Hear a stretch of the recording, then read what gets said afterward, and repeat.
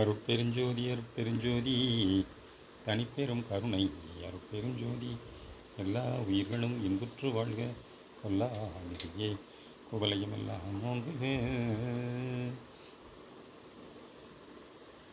திருவருட்பிரகாச வெள்ளப்பெருமான் அருளி செய்த திருவருட்பாவிலே அருட்பெருஞ்சோதியாகவன் ஒரு பதிகம்.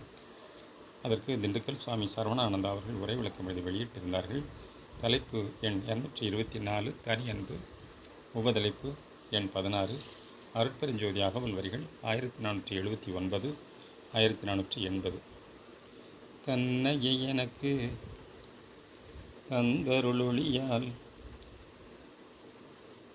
என்னை வேதித்த என்ற நியன்பே. கடவுள் தன்னையே நாமாக ஆக்கி கொண்டுள்ளார். அவரே ஒவ்வொரு ஆன்ம அணுவிலும் பூரணமாகவே எப்பொழுதும் இருந்து கொண்டு தன் அருள் ஒளியையே தன்னுடைய பலவேறு வண்ண வடிவங்களாக தோன்றிடவும் மறைத்திடவும் மறைந்திடவும் செய்து கொண்டுள்ளார் என்பதையெல்லாம் இந்த தனி அன்பறிவாலே உணர்ந்து கொள்ளுகின்றான் மனிதன். கடவுளும் தானும் இரண்டற்ற ஒன்றாக இருக்கும் அத்துவிதமான அனுபவம் தனி அன்பென்னும் அருள் அனுபவத்தாலே அடைய வேண்டி இருக்கின்றது. இவ்வன்பு விளைவு கொள்ளாத போது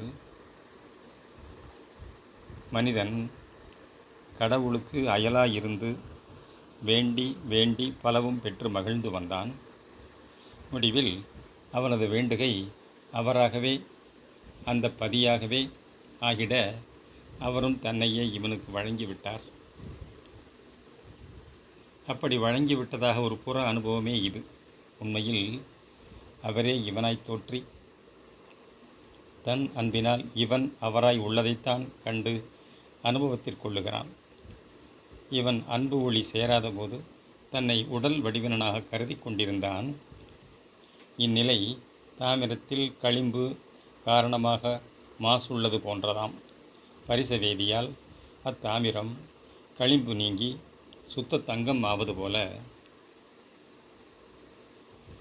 இந்த தனித்த அன்பின் சேர்க்கையால் இவன் தங்கம் போன்ற சுத்த தேகியாகி விடுகின்றான். அருள் ஒளி என்பதும் தனி அன்பு என்பதும் ஒன்றன் விளக்கமே. இந்த அன்பையே முன்னிலைப்படுத்தி வேண்டுகின்றார். அருட்பெருஞ்சோதி அருட்பெருஞ்சோதி தனிப்பெரும் கருணை அருட்பெருஞ்சோதி தயவு.